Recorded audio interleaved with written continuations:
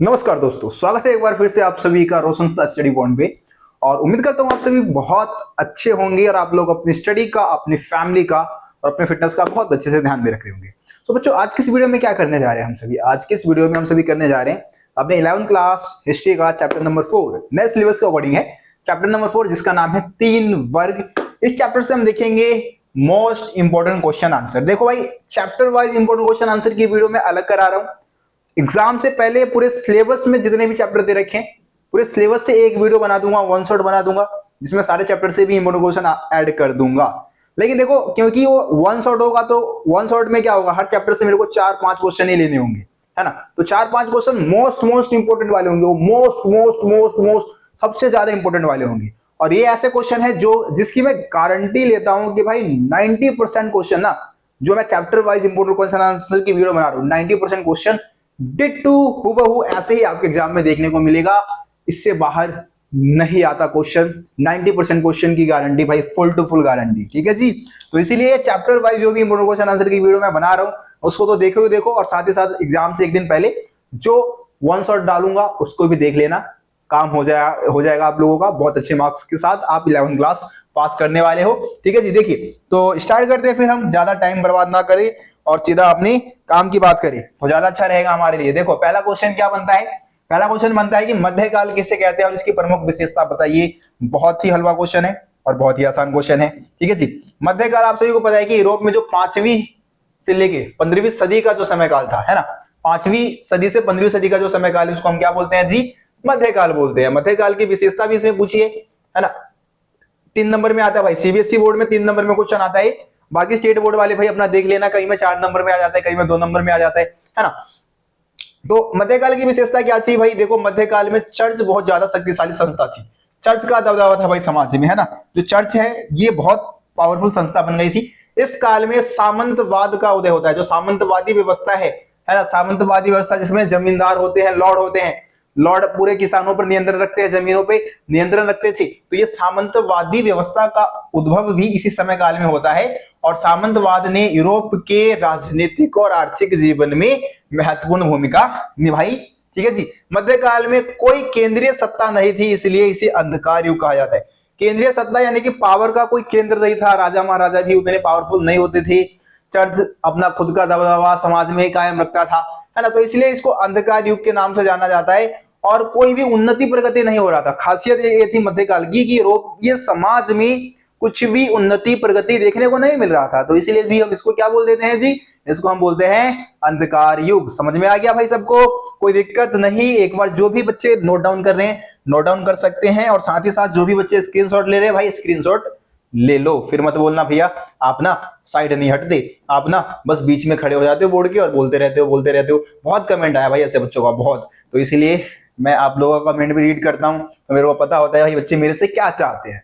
तो है ना, आपकी कोई भी डिमांड हो, आप मेरे पढ़ाने के तरीके में सुधार चाहते हैं, आपको मेरा पढ़ाने का तरीका पसंद नहीं आ रहा हो, या फिर ऐसा लग रहा हो कि भैया को पीपीटी में सुधार करना चाहिए, किसी भी प्रकार के सुधार की जरूरत अगर मेरे अंदर है, तो भाई बिना संकोच के, बिना डरे आप कमेंट में डालो कि रोशन भैया इस चीज की कमी है, आप इसको सुधार लो, ठीक है। क्योंकि आप लोगों के सजेशन से ही यहां तक मैं पहुंचा हूं। 0 सब्सक्राइबर से आज 1.5 लाख प्लस सब्सक्राइबर मेरे चैनल पे है। किसकी वजह से? जो स्टूडेंट्स ने मेरे को बताया कि भैया ऐसे नहीं ऐसे करो, बहुत आइडिया दिया भाई। स्टूडेंट का बहुत ज्यादा योगदान रहा यहाँ तक पहुंचने में। उनके बिना सपोर्ट के मैं नहीं पहुंच पाता, है ना। मैंने स्टार्ट किया बिल्कुल नॉर्मल तरीके से पढ़ाता था, बोर्ड था व्हाइट बोर्ड। फिर एक एनिमेटेड वीडियो डाला, बच्चों ने बोला भैया एनिमेटेड वीडियो ही बनाते रहो, तो ऐसे ही वीडियोस बनाना स्टार्ट कर दिया। फिर डिजिटल बोर्ड ले लिया, डिजिटल बोर्ड के माध्यम से अब आप लोगों को पढ़ा रहा हूं। तो हर तरीके से मैंने चीजों को अपडेट करने की कोशिश की है, और मेरे ख्याल से परिवर्तन ही जीवन का आधार है। और हमें मतलब परिवर्तन करते रहना चाहिए, है ना जी। जीवन में कुछ ना कुछ बदलाव करते रहना चाहिए, बदलाव के लिए हमेशा तैयार रहना चाहिए। अगला क्वेश्चन क्या है? 3 वर्ग से आपका क्या अभिप्राय है? 3 वर्ग से आप क्या समझते हैं? तो यहाँ पे हमारे 3 वर्ग है। 3 वर्ग से मतलब क्या है? जो मध्यकाल में, मध्यकाल सीधा बोल देना, 9वीं से 16वीं सदी हटाओ, आप सीधा बोल देना कि मध्यकाल में जो यूरोपीय समाज 3 श्रेणियों में बटा हुआ था, 3 वर्गों में बटा हुआ था, उसी को हम 3 वर्ग कह देते हैं। जिसमें सबसे पहले नंबर पे ईसाई पादरी आ जाते थे, मतलब पादरी जो थे, पहले नंबर पे पादरी वर्ग आ गया, है ना। दूसरे नंबर पे भूधारक यानी कि अभिजात वर्ग, जो कि लॉर्ड होते थे, जमीन के मालिक होते थे। है ना, जमींदार होते थे। और तीसरे नंबर पे कृषक आ जाते थे, है ना। पादरी यानी कि भारत में जैसे ब्राह्मण होते हैं वैसे यहाँ पे ईसाई धर्म में पादरी होते थे।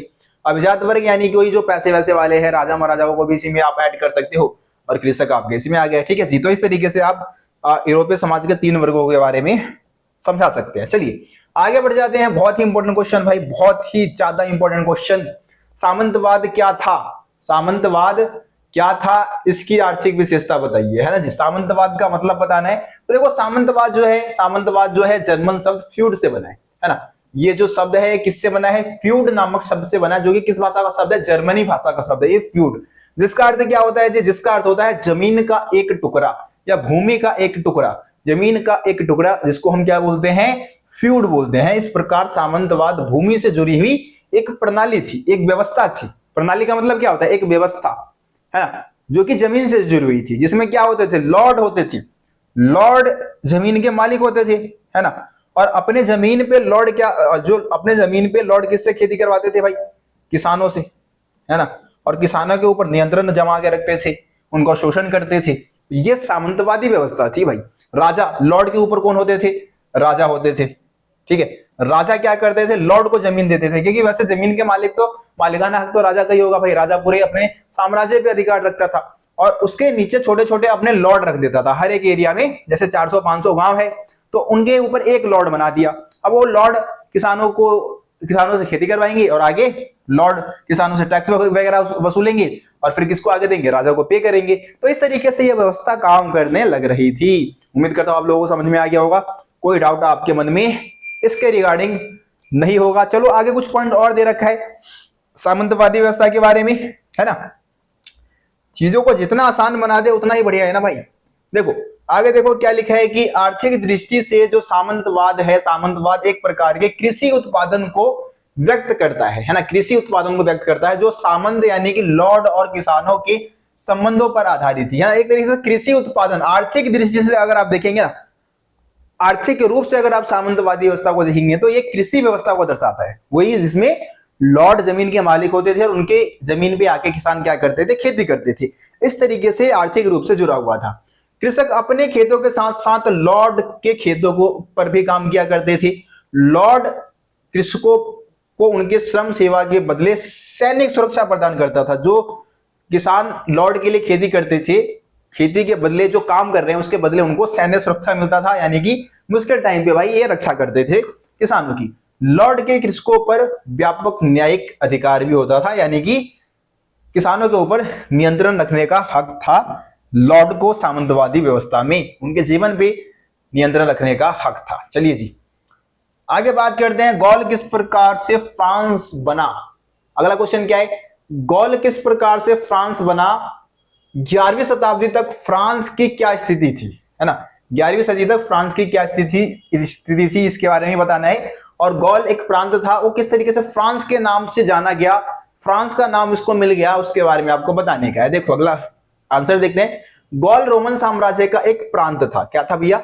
एक प्रांत था। इसमें 2 विस्तृत तट रेखाएं, पर्वतीय श्रेणियां, लंबी लंबी नदियां, वन और कृषि योग्य विस्तृत मैदाने भी थी। तो भाई देखो गॉल जो था वो बहुत ही खूबसूरत प्रांत था, सुंदरताओं से भरा हुआ प्रांत था, है ना जी। जर्मनी की एक फ्रैंक नामक जनजाति, जर्मनी की एक जनजाति जिसका नाम क्या बताया गया? फ्रैंक, ठीक है जी। फ्रैंक नामक जनजाति ने गॉल को अपना नाम दे दिया और उसे क्या बना दिया? फ्रांस बना दिया। फ्रैंक से क्या बन गए? फ्रांस बन गए। तो इस तरीके से फ्रांस, गॉल को अपना नाम मिल गया फ्रांस। और फ्रांस के नाम से आप लोग जानते हैं पेरिस इसकी राजधानी है ना जी। चलिए 6ठी शताब्दी में इस प्रदेश पर फ्रैंकिश अथवा फ्रांस के कई ईसाई राजाओं का शासन रहा था, मतलब इन्होंने शासन किया था। फ्रांसीसियों के चर्च के साथ गहरे संबंध थे भाई, चर्च के साथ इनका घनिष्ठ संबंध होता था। यह संबंध पोप द्वारा राजा शार्लेमन को पवित्र रोम सम्राट की उपाधि दिए जाने पर और अधिक मजबूत हो गया। जो राजा शार्लेमन था, है ना, शार्लेमन को जो रोमन सम्राट की उपाधि दी गई, तब यह संबंध और बढ़ गया। इसने पोप के साथ, चर्च के साथ और अच्छे संबंध इस राजा ने बनाए। ठीक है जी, तो याद रहेगा सबको। चलिए आगे बढ़ जाते हैं अगले क्वेश्चन की तरफ। भाई कहां भाग रहा है? इधर आजा। हाँ, मध्यकालीन पश्चिमी यूरोप का प्रथम वर्ग कौन सा था? कैथोलिक चर्च में उनकी क्या भूमिका थी? ठीक है जी। तो यहाँ पे आपको सिंपल क्या बताना है भाई, प्रथम वर्ग के बारे में बताना है। प्रथम वर्ग कौन सा वर्ग था भाई, क्या बोलते हैं हम उसको, वर्ग को क्या बोलते हैं, पादरी, पादरी है ना, पादरी वर्ग की बात करेंगे। ठीक है, और कैथोलिक चर्च में इनकी क्या भूमिका थी, क्या भूमिका निभाते थे चर्च के अंदर, उसके बारे में हम बात करेंगे। ठीक है जी। तो इसमें आपको यह भी समझने को मिलेगा कि किस तरीके से पादरियों का सिलेक्शन होता था, कौन पादरी बन सकते थे, कौन नहीं बन सकते थे, इसके बारे में भी आप समझेंगे। देखिए क्या आंसर लिखा है कि यूरोपीय मध्यकालीन यूरोप का प्रथम वर्ग पादरी वर्ग था।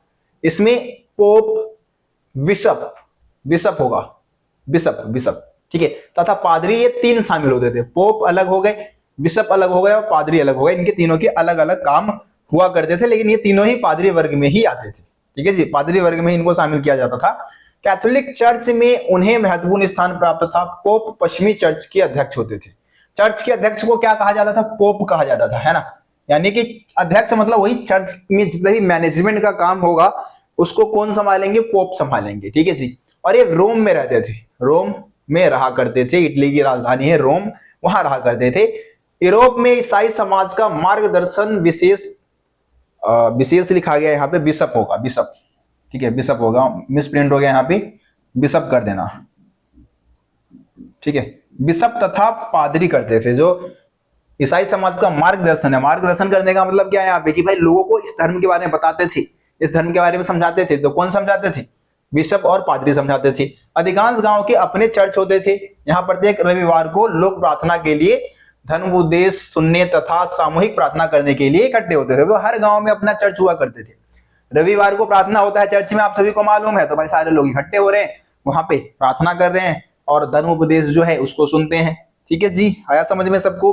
अपने देखो आगे लिखो, आगे देखे, देखो क्या लिखा है कि चर्च के अपने नियम थे भाई, चर्च के अपने नियम थे, है ना। इसके अनुसार प्रत्येक व्यक्ति पादरी नहीं हो सकते थे। कोई किसी को भी, कोई भी आ रहा है, उठ के आया, नत्थु कह रहा आया और उसको पादरी बना दो, ऐसा नहीं हो सकता भाई, है ना।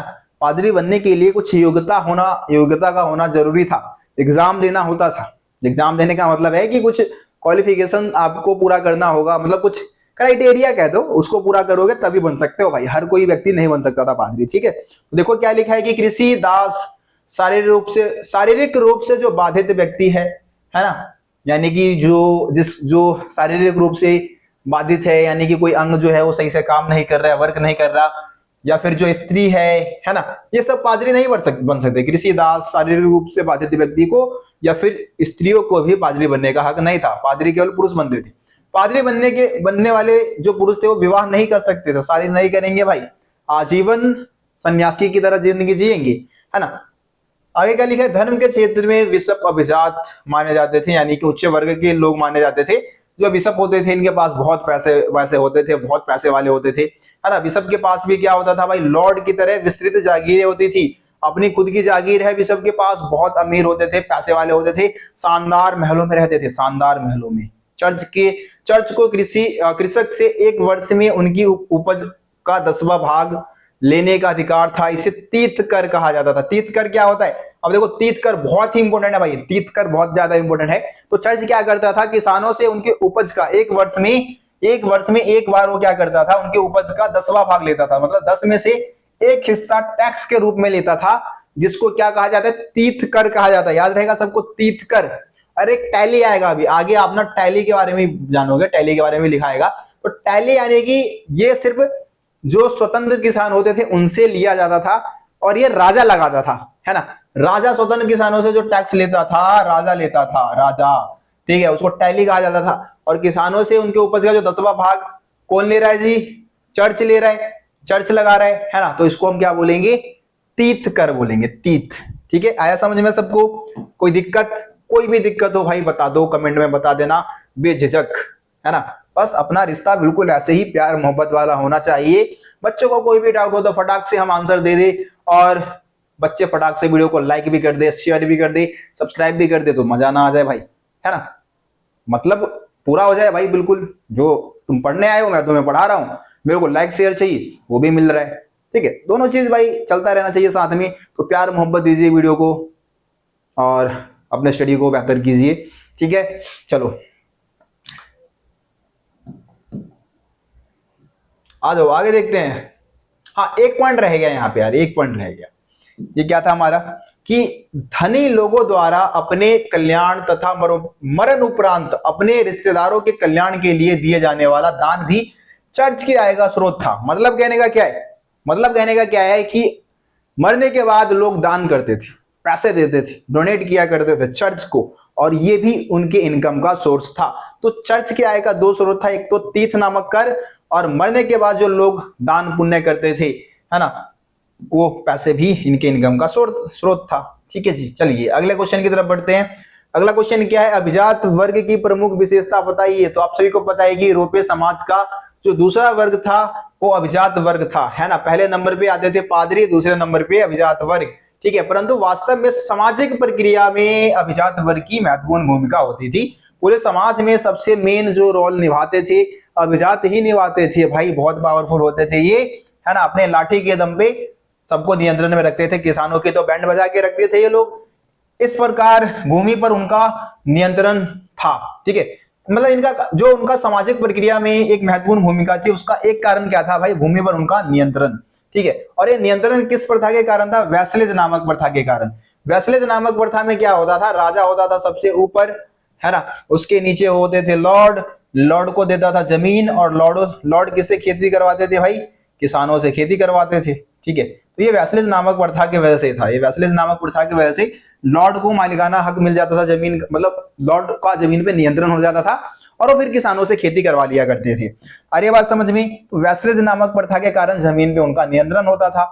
भूस्वामी भूस्वामी और अभिजात वर्ग राजा के अधीन होते थे, है ना। जो भूस्वामी वर्ग है और जो अभिजात वर्ग है वो राजा के अधीन होते थे, जबकि किसान भूस्वामी के अधीन होते थे। यही तो वैसलेज नामक प्रथा है कि भाई भूस्वामी और अभिजात जो है किसके नियंत्रण में, किसके अंडर काम कर रहे हैं, राजा के। और जो किसान है वो किसके अंडर काम कर रहे हैं, वो लॉर्ड के अंदर काम कर रहे हैं, है ना।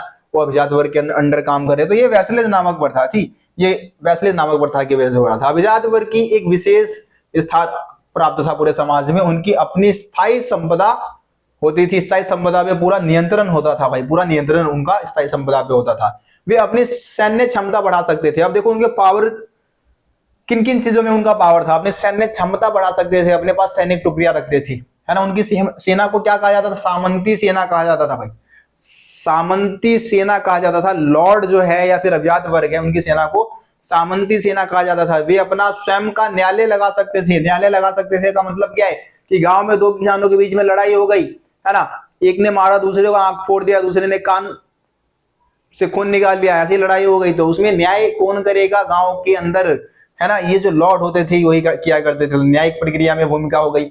यहां तक कि वे अपनी मुद्रा भी जारी कर सकते थे, अपना पैसा लागू कर सकते थे भाई, कि ये इस लॉर्ड का मुद्रा है, इसको सब फॉलो करेंगे, गांव में सारे किसान जो है और जो भी लोग हैं लेन देन हमारी मुद्रा से करेंगे, है ना। तो अपनी मुद्रा भी लॉन्च कर सकते थे, जारी कर सकते थे। अभिजात अपनी भूमि पर बसे सभी लोगों के स्वामी होते थे, है ना जी। उनके पास विस्तृत भू क्षेत्र होता था, इसमें उनके घर, उनके निजी खेत, चारागाह और उनके आसमी किसान, जो भी किसान होते थे उनके घर, है ना, ये सारी चीजें होता था। उनके घर को क्या कहते थे, मेनर। लॉर्ड के घर को क्या कहा जाता था भाई, मेनर कहा जाता था, ठीक है, याद रहेगा। लॉर्ड के घर को क्या कहा जाता था, मेनर कहा जाता था। देखो आंसर भाई ऐसे छोटे छोटे पॉइंट में लिखो, हेडिंग नहीं बना सकते तो ऐसे छोटे छोटे पॉइंट में लिखो, नंबर पूरे दिए जाएंगे, एक नंबर भी नहीं काटे जाएंगे भाई, पूरे पूरे नंबर दिए जाएंगे, है ना। ये पीडीएफ देखो, चैप्टर की पीडीएफ तो मैंने भाई चैप्टर वाइज, अगर नोट्स आप पढ़ना चाहते हैं तो आपको मिल जाएगा फ्री में। हमारे टेलीग्राम चैनल पे जाइए, आप फ्री में नोट्स को डाउनलोड कर सकते हैं। लेकिन आप अगर इंपोर्टेंट, अभी मैं अपडेट कर रहा हूँ चीजों को,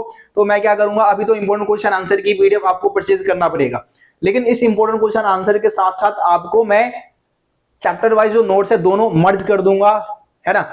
और उसको परचेज आप कर सकते हैं आसानी से, डिस्क्रिप्शन में जाके लिंक डाला हुआ है, वहां पे जाके आप परचेज कर सकते हैं। बाकी अगर आप चैप्टर के नोट्स पढ़ना चाहते हैं तो आप हमारे टेलीग्राम चैनल को सब्सक्राइब करें, वहां पे फ्री में आपको सारी पीडीएफ में प्रोवाइड करा दूंगा।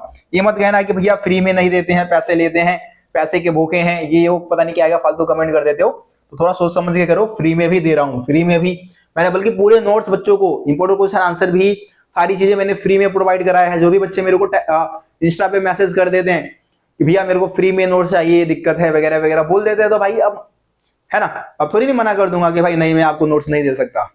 सबको नोट्स मिलेगा, सब तक नोट्स पहुंचेगा, सारे स्टूडेंट इस नोट्स का इस्तेमाल करेंगे और अपने फाइनल एग्जाम में, मिड टर्म में हर जगह तहलका मचाएंगे और हर जगह पे रोशन भैया का ही नाम लेंगे। समझ रहे हो? चलो आगे बढ़ जाते हैं। कहाँ गया, कहाँ पे थे हम? हाँ, देखो क्या लिखा है, भूस्वामी और अभिजात वर्ग राजा के अधीन होते थे, जबकि कृषक भूस्वामी, अरे ये तो पढ़ ये तो करा दिया ना हमने, है ना, ये तो हो गया, मीनर तक कर लिया था ना, मीनर तक तो हो ही गया था भाई, ये मीनर तक तो कर लिया था, है ना। देखो क्या लिखा है, उनकी व्यक्तिगत भूमि किसानों द्वारा जोती जाती थी। इन किसानों को अपने खेतों पर काम करने के साथ साथ आवश्यकता पड़ने पर युद्ध के समय पैदल सैनिकों के रूप में भी यूज में लाया जाता था। भाई ये जो किसान है खेती कर रहे हैं, अब जब युद्ध हो गया तो भाई इन्हीं किसानों को तलवार पकड़ा दिया, भाला पकड़ा दिया और चलो भाई चलो मार काट मचाओ, ठीक है। तो यही सैनिक के रूप में भी काम करते थे और खेती भी करते थे। भाई सारे काम इन्हीं से करवा लो, इन्हीं का जान ले लो, भाई किसानों की ही रेल लगा दो तुम लोग।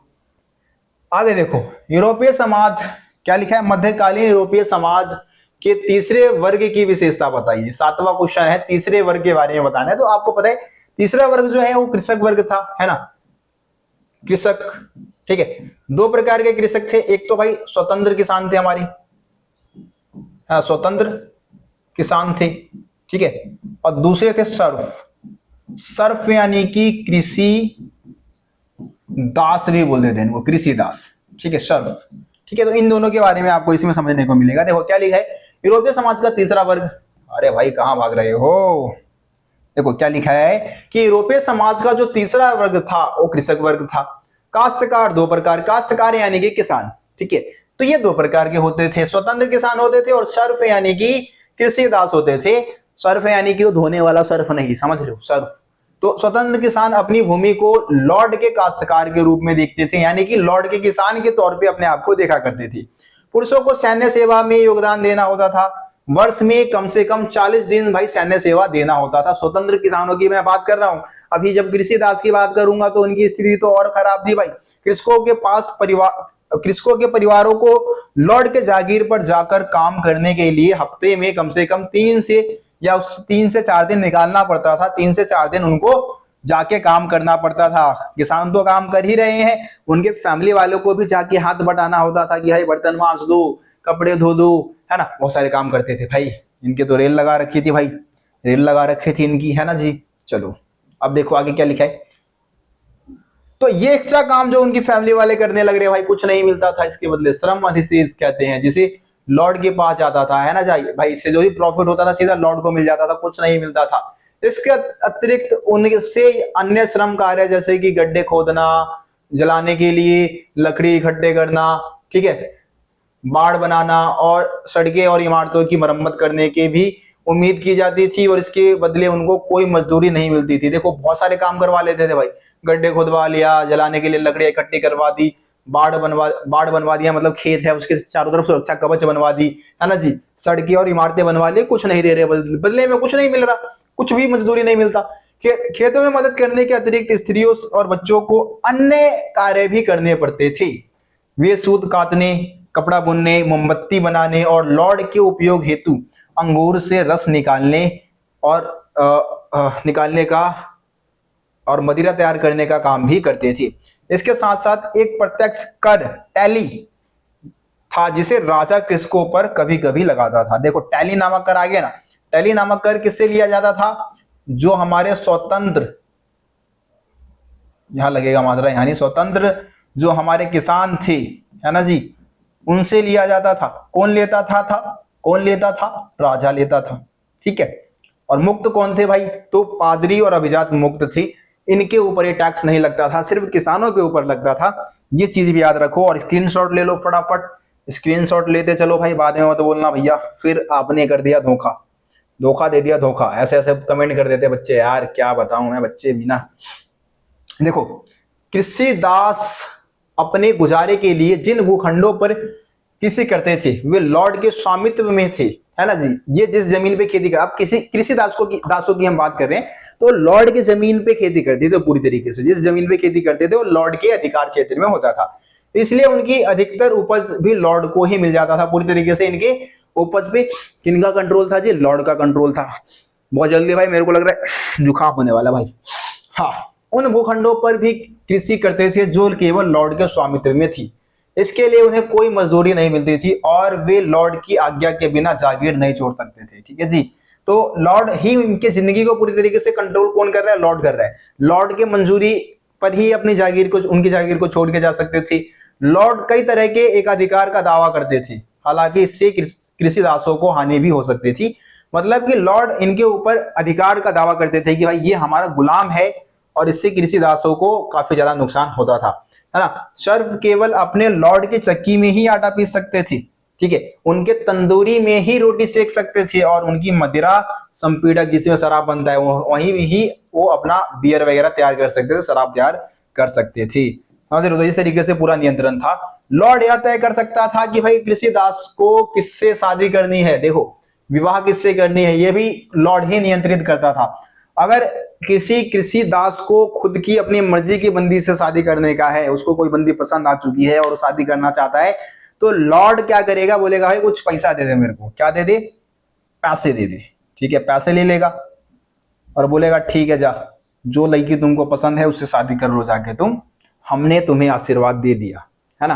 तो इस तरीके से पैसे देना होता था। अगर अपनी मर्जी से शादी करेगा किसी लड़की से कृषि दास, तो भाई पैसे देना पड़ेगा। चलो आगे बढ़ जाते हैं 8वें क्वेश्चन की तरफ। 8वां क्वेश्चन है, मेनर की जागीर क्या थी, इसकी मुख्य विशेषता बताइए। तो देखो पहले ही बता चुका हूं, मध्यकाल में लॉर्ड का अपना जो घर होता था उसको मेनर भवन कहते थे, है ना। उसके घर को मेनर भवन कहा जाता था। वह गांव पर नियंत्रण रखता था। कुछ लॉर्ड अनेक गांव के स्वामी होते थे। किसी छोटे मेनर की जागीर में दर्जन भर परिवार रह सकते थे, और बहुत बड़ा मेनर होगा तो कम से कम 50 से 60 परिवार यहाँ पे हो सकते थे। तो इसे समझ में आता है कि हाँ भाई मेनर की जागीर में है कुछ खासियत। आ जाओ देखते हैं मेनर की जागीर की क्या विशेषताएं थी, क्या खासियत थी। यहाँ पे सारे पॉइंट लिखे। देखो दैनिक उपयोग की सारी चीजें भाई मेनर की जागीर पे उपलब्ध होती थी। अनाज खेतों में उगा लिए जाते थे। लोहार तथा बड़े लॉर्ड के औजारों की देखभाल और मरम्मत कर देते थे। राजमिस्त्री उनकी इमारतों की देखभाल करते थे। औरतें सूत काटने और कपड़ा बुनने का काम कर देती थी। बच्चे लॉर्ड की मदिरा संपीड़क में काम करते थे। जागीर में विस्तृत आरण्य भूमि होती थी, मतलब खूबसूरत जमीनी भूमि थी, वन होते थे, जहां लॉर्ड क्या करने जाते थे भाई? शिकार करने जाते थे। मेनर पर चारागाह की भी व्यवस्था होती थी। पशु वहां पे जाके चढ़ते थे, घोड़े है और दूसरे जानवर है वो जाके उस चारागाह में चढ़ सकते थे, है ना, और पशुओं का ही पेट भर जाएगा। मेनर पर एक चर्च था और सुरक्षा के लिए एक दुर्ग होता था। दुर्ग मतलब कि, दुर्ग का मतलब तो वैसे किलेबंदी होता है, कि दुर्ग के द्वारा घेराबंदी कर दी गई ताकि मेनर रहे सुरक्षित। ठीक है जी, हो गया। चलो आगे बढ़ जाओ, नाइट वर्क की बात कर लो। नाइट वर्क की बात कर लो तो नाइट वर्क की विशेषता क्या थी? ऐसे क्वेश्चन आता है, नाइट वर्क का वर्णन कीजिए, नाइट वर्क के बारे में बताइए, ऐसे क्वेश्चन आपके पेपर में आता है ना। तो नाइट वर्क एक घुड़सवार योद्धाओं का वर्ग था। ठीक है जी, नाइट वर्क क्या है? घुड़सवार योद्धाओं का वर्ग था, और इसका उद्भव 9वीं सदी में देखने को मिलता है। देखो क्या लिखा है, 9वीं सदी से यूरोप में स्थायी युद्ध होते थे, है ना। शौकिया जो कृषक थे, सैनिक पर्याप्त नहीं थे, और कुशल अश्व सेना की जरूरत थी, क्योंकि उस समय भाई किसान जो थे उन्हीं को पैदल सैनिकों के रूप में इस्तेमाल किया जाता था, और ये भी मतलब उतने कुशल नहीं होते थे। ठीक है, जो पैदल सैनिक थे उतने कुशल नहीं थे, तो एक शक्तिशाली घुड़सवार सेना की जरूरत थी। तो इसीलिए एक नए वर्ग को बढ़ावा दिया। लॉर्ड ने क्या किया? लॉर्ड ने दिया भाई इस वर्ग को बढ़ावा। किसने दिया बढ़ावा? लॉर्ड ने एक नए वर्ग को बढ़ावा दिया, जिसको हम लोग क्या बोलते हैं? नाइट्स बोल देते हैं, नाइट वर्ग बोल दो, एक ही बात है। ठीक है जी, देखो किस तरीके से ये वर्ग काम कर रहा था भाई। वे लॉर्ड से उसी प्रकार संबंधित थे जिस प्रकार लॉर्ड राजा से, है ना। देखो राजा के नीचे लॉर्ड काम करते थे, उसी तरीके से नाइट किसके नीचे काम करेंगे जी? जो नाइट वर्ग है वो किसके नीचे काम करेंगे? लॉर्ड के नीचे काम करेंगे, क्योंकि लॉर्ड ने ही इनको बढ़ावा दिया। इनके जन्मदाता ही लॉर्ड है। लॉर्ड ने नाइट को भूमि का एक टुकड़ा दे दिया, जिसको फीफ कहा जाता था। अब देखो बहुत इंपॉर्टेंट है, फीफ क्या है?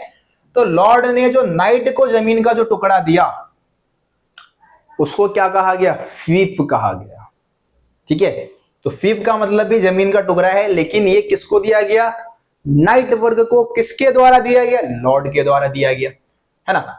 और बदले में नाइट ने क्या किया? लॉर्ड को उनकी रक्षा का वचन दे दिया कि माई बाप अगर कभी कुछ आपको हो गया ना, तो हम है ना आपको बचाने हम आएंगे, अपनी सेना के साथ आएंगे, पूरे पावर के साथ आएंगे, आपके लिए जान न्यौछावर कर देंगे। समझ लो, तो इस तरीके से काम करता। देखो फीफ जो है वो उत्तराधिकारी के तौर पे पाया जा सकता था, और यह 1000-2000 एकड़ में फैला होता था। फीफ वाली जो भूमि है 1000-2000 एकड़, बिल्कुल मेनर की तरह होता था भाई। सेम टू सेम जैसे लॉर्ड के पास मेनर है वैसे ही ये फीफ होता था। मिनर ज्यादा बड़ा है, फीब थोड़ा छोटा है, ठीक है। तो ये भी बिल्कुल मिनर की तरह था और उनके जरूरत की सारी चीजें यहाँ पे मिल जाती थी, नाइट वर्क की सारी जरूरत की चीजें मिल जाती थी। उनके परिवार के लिए एक पंचक्की और मदिरा संपीड़क यहाँ पे मिल जाता था, है ना। इसके अलावा खेती भी यहाँ पे हो जाता था, चर्च था, जंगल मतलब वन थे जहाँ पे वो शिकार कर सकते थे। तो बिल्कुल हूबहू किसकी तरह हो गया भाई, ये मिनर की जागीर की तरह, है ना। देखो सामंती मिनर की तरह फीब की भूमि को भी कृषक जोतते थे, है ना। बदले में नाइट अपने लॉर्ड को एक निश्चित रकम देते थे और युद्ध में उनकी तरफ से लड़ने का वचन देते थे। अब फीब दिया है भाई, इतना बड़ा भूभाग दे दिया तुम्हें, तो बदले में क्या दोगे लॉर्ड को? तुम उनको रक्षा करने का वचन दोगे और एक रकम, एक टैक्स वगैरह वसूल के किसानों से उनको दोगे, है ना। अपनी सैन्य योग्यताओं को बनाए रखने के लिए नाइट क्या करते थे, प्रतिदिन रण अभ्यास करते थे, है ना। घेराबंदी और पुतलों के साथ रण कौशल को बढ़ाने के लिए अभ्यास किया करते थे। नाइट अपनी सेवा अन्य लॉर्ड को भी दे सकते थे, पर उनकी सर्वप्रथम निष्ठा अपने लॉर्ड के प्रति होती थी। मतलब कि नाइट जो है वो दूसरे लॉर्ड को भी जाके मतलब अपनी सेवा दे सकता था, उनकी तरफ से युद्ध लड़ सकता था, लेकिन पहली जो मतलब पहला जो उसको अपने बचाने का जो काम था अपने लॉर्ड को ही था, अपने लॉर्ड के प्रति ही सबसे पहले वो वफादार हुआ करता था। ठीक है जी, रहेगा याद सबको। चलो पानी पी लिया जाए पहले, उसके बाद आगे कंटिन्यू करते हैं, है ना जी। बस 1 मिनट और फिर हम आ जाएंगे। फिर से आ चुके हैं हम सभी। देखिए आगे देखते हैं अगले क्वेश्चन की तरफ। क्वेश्चन नंबर 12 है, बस 2-3 क्वेश्चन और बाकी रह गए, है ना, इस चैप्टर के। ये आपका 12वां है, उसके बाद 13वां और उसके बाद आखिर आपका 14वां क्वेश्चन रहेगा, ठीक है। हाँ जी, उसके बाद इस चैप्टर के क्वेश्चन आंसर भी आपके हो जाएंगे कंप्लीट। चलो जी देख लेते हैं जरा अगला क्वेश्चन क्या था हमारा 12वां क्वेश्चन। क्वेश्चन है कि मध्यकालीन यूरोप के भिक्षुओं के जीवन तथा मठवाद का वर्णन कीजिए। ठीक है जी, जो मध्यकाल के जो भिक्षु हुआ करते थे, जो भिक्षा मांग के काम चलाते थे यूरोपीय समाज में, है ना, और जो मठों में रहते थे, वो जिन घरों में रहते थे जिनको हम मठ बोलते हैं, उसके बारे में आपको बताना है। ठीक है जी, देखो क्या लिखा है। भिक्षु विशेष श्रद्धालु ईसाइयों का एक श्रेणी था, है ना। एक श्रद्धालु है, ईसाई धर्म में जो श्रद्धालु होते थे, जो भिक्षा मांग के अपना काम चलाते थे, उनका एक वर्ग है जिनको हम क्या बोलते हैं, भिक्षु बोलते हैं। ठीक है, ये अत्यधिक धार्मिक प्रवृत्ति के होते थे भाई, बिल्कुल मतलब धर्म में अटूट विश्वास रखते थे और धर्म के सिद्धांतों को बहुत गहरे तरीके से फॉलो करते थे। ये लोग नगरों और गांवों में नहीं रहते थे, उससे दूर रहते थे, एकांत में जीवन जीना पसंद करते थे भाई, एकांत में जीवन अपना व्यतीत करते थे, है ना। जैसे कि बौद्ध धर्म में बौद्ध भिक्षु होते हैं, हिंदू धर्म में जो साधु संत जो जंगलों में चले जाते हैं, ऐसे ही होते थे भाई ये भिक्षु। वे अपने धार्मिक समुदायों में रहते थे जिन्हें एवी कहा जाता था। एवी या फिर मॉनेस्ट्री या फिर मठ, तीनों नाम से पुकार सकते हो, एवी बोल दो या फिर मठ बोल दो या फिर मॉनेस्ट्री बोल दो। तो जहां भिक्षु रहते थे उनको एवी, मठ या फिर मॉनेस्ट्री कहा जाता था। आगे आ जाओ, कुछ इंपॉर्टेंट मठ के नाम बता रखे हैं। मध्यकालीन यूरोप के 2 सबसे प्रसिद्ध मठों में पहला मठ है जो कि 529 में इटली में स्थापित हुआ था। ठीक है जी, नाम क्या था, सेंट बेनेडिक्ट। नाम क्या बताओगे, सेंट बेनेडिक्ट, जो कि 1529 में बना था। कहां बना था, इटली में बना था। याद रखना भाई, बहुत ज्यादा इंपॉर्टेंट नाम मैं बता रहा हूं। ये 529 में इटली में सेंट बेनेडिक्ट, और उसके बाद दूसरा मठ जो है 910 में बरगंडी में बना, जिसका नाम क्या था, क्लूनी, जो कि बरगंडी में बना था, और ये मठ का नाम क्या था, क्लूनी। तो ये 2 सबसे प्रसिद्ध मठों के नाम बता दिए। भिक्षु अपना सारा जीवन एबी में रहने में, एसी लिखा गया भाई, एसी नहीं होगा, एबी होगा, है ना। एबी या मठ में रहने और अपना सारा समय प्रार्थना करने, अध्ययन कार्य करने, कृषि जैसे शारीरिक श्रम में लगाने का व्रत लेते थे। मतलब पूरी तरीके से अपने जीवन को इन्हीं सब कामों के इर्द गिर्द झोंक देते थे। भिक्षुओं का जीवन पुरुष और स्त्री दोनों ही अपना सकते थे, दोनों। जैसे पादरियों में क्या था कि पादरी केवल पुरुष ही बन सकते थे, लेकिन भिक्षुओं में ऐसा नहीं था, स्त्री और पुरुष दोनों ही भिक्षु बन सकते थे। ठीक है, पुरुष भिक्षु को मोंग कहा जाता, मंग नहीं मोंग होगा, थोड़ा सा मिसप्रिंट हो गया फिर से, मोंग क्या बोलेंगे जी, मोंग। और स्त्रियों को क्या कहा जाता था, नन कहा जाता था। मोंग यानी कि पुरुष और नन यानी कि स्त्री। ठीक है जी, तो ये नाम हो गए हमारे भिक्षु, महिला और पुरुष के, है ना।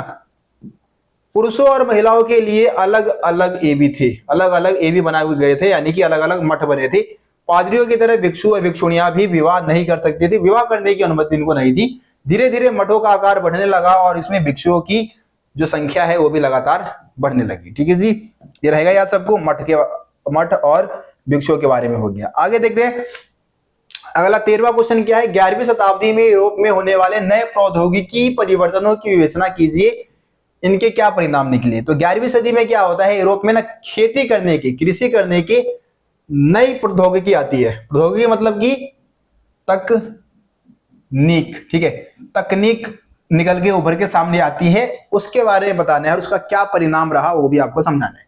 देखो 11वीं शताब्दी में क्या, तो यूरोप में नई प्रौद्योगिकी आ जाती है ना, इससे बहुत सारे परिवर्तन देखने को मिलते हैं। देखो अब क्या हुआ, लकड़ी के हल के स्थान पर लोहे के भारी नोक वाले हलों का इस्तेमाल किया जाने लग गया। ठीक है जी, जिससे कि मतलब खेतों के माध्यम और खेतों को पूरे गहराई के साथ जोता जा सकता था। सांचेदार पटरों का प्रयोग किया जाने लग गया, जिससे कि भूमि को समतल बनाया जा सकता था, पटरों का इस्तेमाल करके भूमि को प्लेन बनाया जा सकता था, है ना जी। फलस्वरूप क्या होता है, भूमि में जो पौष्टिक तत्व है उसका बेहतर तरीके से उपयोग किया जा सकता था, जमीन का बेहतर तरीके से इस्तेमाल किया जा सकता था इसके माध्यम से, है ना। पशुओं के हल के जोतने के तरीके में ही परिवर्तन आ गया, है ना।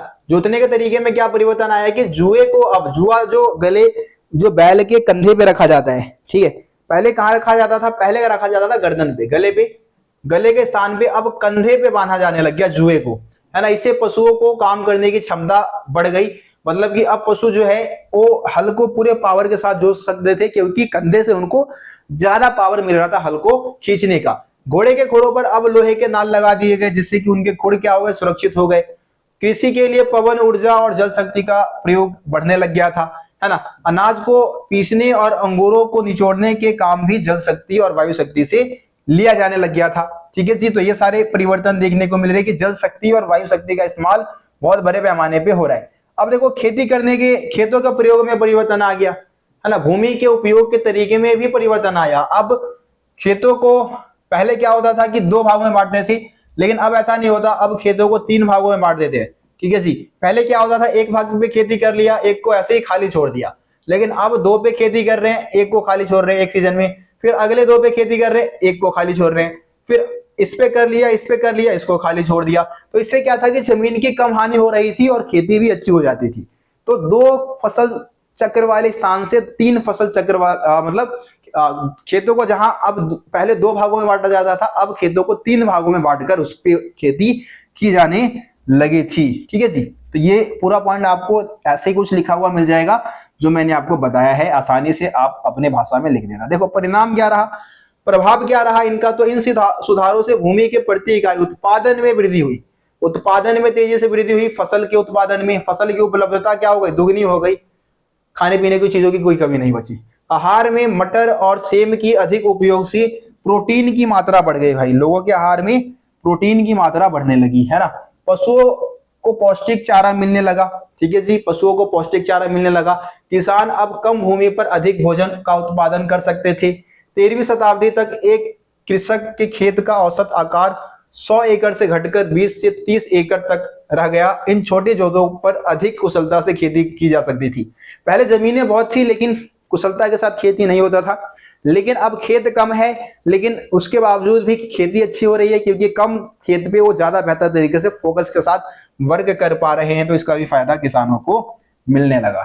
चलिए आखिरी क्वेश्चन है, आखिरी क्वेश्चन क्या है, यूरोप में 14वीं शताब्दी का संकट क्या था, इसके लिए कौन कौन से कारण उत्तरदायी थे, इस संकट के क्या परिणाम रहे। बहुत ज्यादा इंपॉर्टेंट है, जैसे कि तीसरी सदी का संकट इंपॉर्टेंट है, तीसरी है ना सदी का, उसी तरीके से 14वीं सदी का संकट भी बहुत ज्यादा इंपॉर्टेंट है।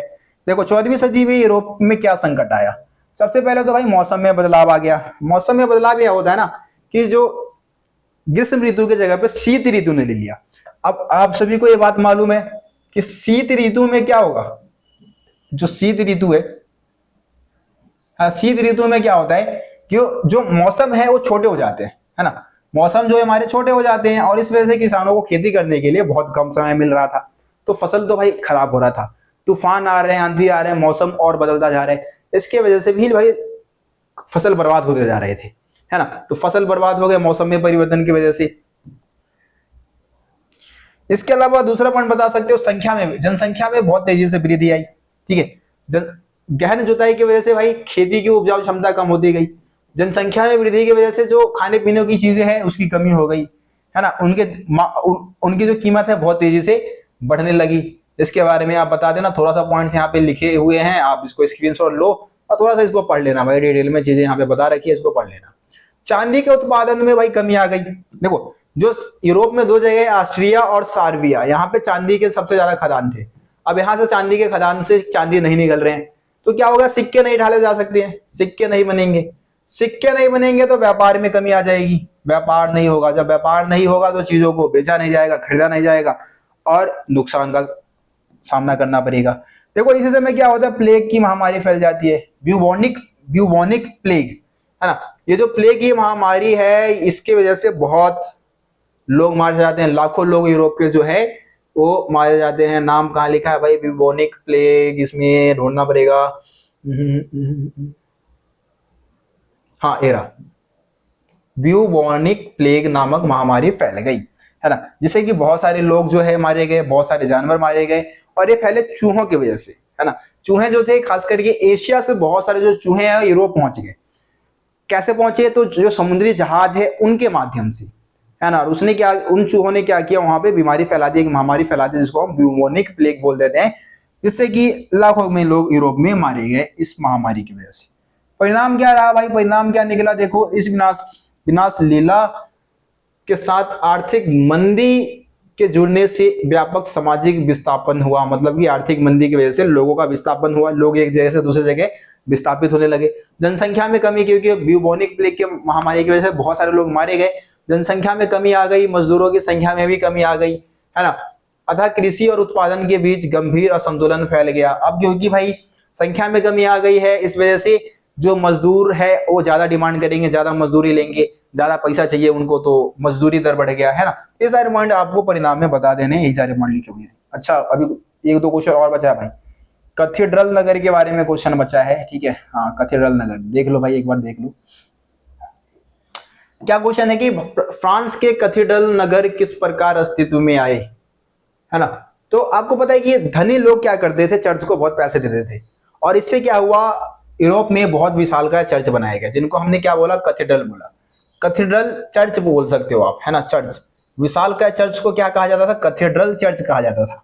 अब क्योंकि ये विशालकाय चर्च थे, तो यहाँ पे लोग आते थे, तीर्थ यात्रा करने आते थे, घूमने आते थे, है ना। धीरे धीरे क्या हुआ, यहाँ पे लोग आके बसने लग गए, यहाँ पे सुख सुविधाएं की चीजें मिलने लगी, तो लोग आगे बसे और धीरे धीरे वहां की संख्या बढ़ने लग गई, और इन चर्चों के आसपास एक नगर विकसित हो गया, जिनको हमने क्या बोला, कैथेड्रल नगर बोला। तो इस तरीके से कैथेड्रल नगर जो है वो अस्तित्व में आने लगे। इसी के बारे में यहाँ पे आपको सारी चीजें सेम टू सेम जैसे मैंने बताया वही सारे पॉइंट लिखे हुए दिखेंगे।